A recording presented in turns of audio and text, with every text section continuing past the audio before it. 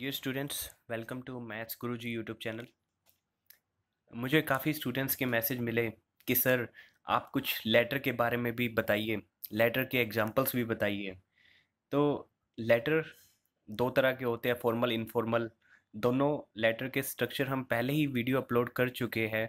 तो आज हम एक इनफॉर्मल लेटर का एग्जांपल हम इस वीडियो में कवर करने वाले हैं। तो आज इस वीडियो में जो पत्र है वो होगा अपने छोटे भाई को योग के महत्व पर प्रकाश डालते हुए पत्र लिखी। देखिए, हाल ही में कुछ दिन पहले ही योग दिवस गया है 21 जून को। तो योग के बारे में ऐसे या लेटर दोनों में से एक टॉपिक आने की संभावना बिल्कुल है।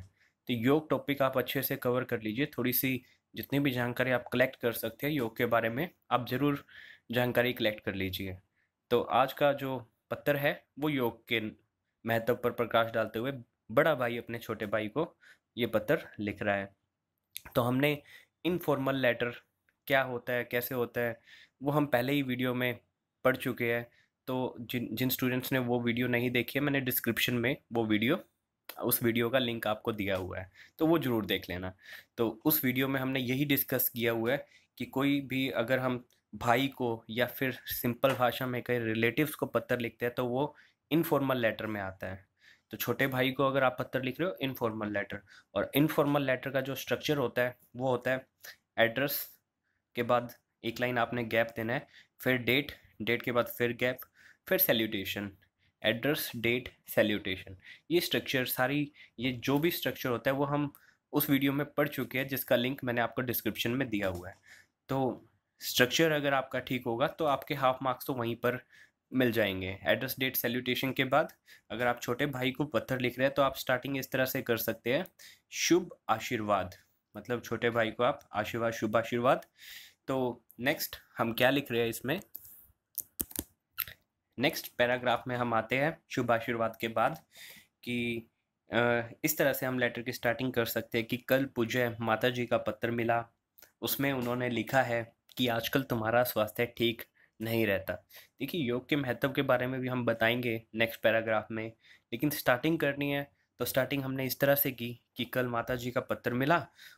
उस पत्र के माध्यम से बड़ा भाई जो पत्र लिख रहा है उसे ये पता चला कि छोटे भाई का स्वास्थ्य ठीक नहीं रहता, तथा इसका कारण भी वो खुद ही है, तुम खुद ही हो। तो इस तरह से हम इस पत्र की स्टार्टिंग लिख कर सकते हैं। तो इसके बाद यहाँ तक बताने के बाद स्वास्थ्य ठीक नहीं रहता तथा इसका कारण भी तुम खुद ही हो, उसके बाद हम लिख सकते हैं कि अच्छा स्वास्थ्य है, इसकी क्या इम्पोर्टेंस है, क्या होता है अच्छा स्वास्थ्य है। अच्छा स्वास्थ्य विद्यार्थी के लिए बहुत महत्वपूर्ण है। जो स्टूडेंट्स लाइफ है उस लाइफ में जो हेल्थ है वो बहुत इंपॉर्टेंट होती है। अच्छा स्वास्थ्य विद्यार्थी के जीवन में, विद्यार्थी के लिए बहुत महत्वपूर्ण होता है। अच्छे शरीर में ही स्वस्थ मन एवं मस्तिष्क का वास होता है। अगर शरीर स्वस्थ होगा तभी दिमाग, जो माइंड है वो तेज चलता है। शरीर ही स्वस्थ नहीं होगा तो जो माइंड है वो इतना शार्प नहीं चलता। तो ये सारी लाइनें हमने यहाँ पर लिखी है। यदि स्वास्थ्य ही ठीक नहीं है, यही बात बता रहा है, तो स्वस्थ मस्तिष्क का होना असंभव है। स्वास्थ्य ही ठीक नहीं तो स्वस्थ मस्तिष्क का होना भी हम नहीं मान सकते कि वो ठीक होगा। तो योग, अब हम आगे योग के, योग जो टॉपिक है उस पे योग की कुछ लाइनें। तो योग ही हमारे स्वास्थ्य का आधार है। अगर स्वास्थ्य ठीक करना है तो इसके लिए हमें करना होगा योग। योग ही हमारे स्वास्थ्य का आधार है। योग करने से शरीर में स्फूर्ति आती है। अब हम कुछ लाइनें योग के बारे में ऐड करेंगे कि क्या क्या योग के इम्पोर्टेंस है। योग से स्फूर्ति आती है। योग हमारे मानसिक तनाव को भी दूर करता है। तो क्या क्या योग के महत्व है वो हम सारी बातें यहाँ पर लिख रहे हैं अब। तो योग करने से स्मरण शक्ति भी बढ़ती है। जो योग योग से जो जितने भी बंदे मेडिटेट करते हैं, मेडिटेट से उनकी जो मेमोरी है वो इंक्रीज, शार्प होती है। तो योग करने वाला विद्यार्थी परीक्षा में कभी भी असफल नहीं होता। जो स्टूडेंट डेली योग करता है तो वो जरूर कामयाब जरूर होता है। तो अतः प्रातःकाल जल्दी उठकर योग किया करो। तो इतना लिखने के बाद इस पैराग्राफ में हमने यही पढ़ा है कि क्या क्या इम्पोर्टेंस है स्वस्थ जीवन के, और क्या क्या इम्पोर्टेंस है स्वस्थ जीवन तभी होगा जब हम योग करेंगे। और फिर हमने पढ़ा क्या क्या इम्पोर्टेंस है योग के। इस पैराग्राफ में हमने ये बातें पढ़ी।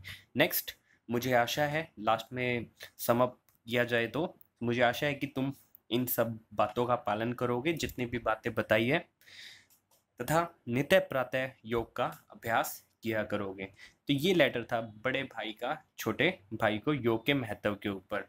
तो लास्ट में आप लिख सकते हो तुम्हारा बड़ा भाई, लास्ट में जो भी अगर नाम गिवन है, जैसे यहाँ तुम्हारा बड़ा भाई मनोज, और अगर नाम गिवन नहीं है तो कोई भी आप इमेजिनरी कोई भी नाम आप लिख सकते हो। तो ये लेटर था बड़े भाई का छोटे भाई को पत्र, जिसमें योग की इम्पोर्टेंस के ऊपर हमने बात करी। तो आज इस वीडियो में इतना ही। अगर आपको ये वीडियो पसंद आया ज़रूर लाइक कीजिए और चैनल को ज़रूर सब्सक्राइब कीजिए, ताकि हम इस तरह से वीडियो आप तक और भी वीडियो आप तक लाते रहें। धन्यवाद।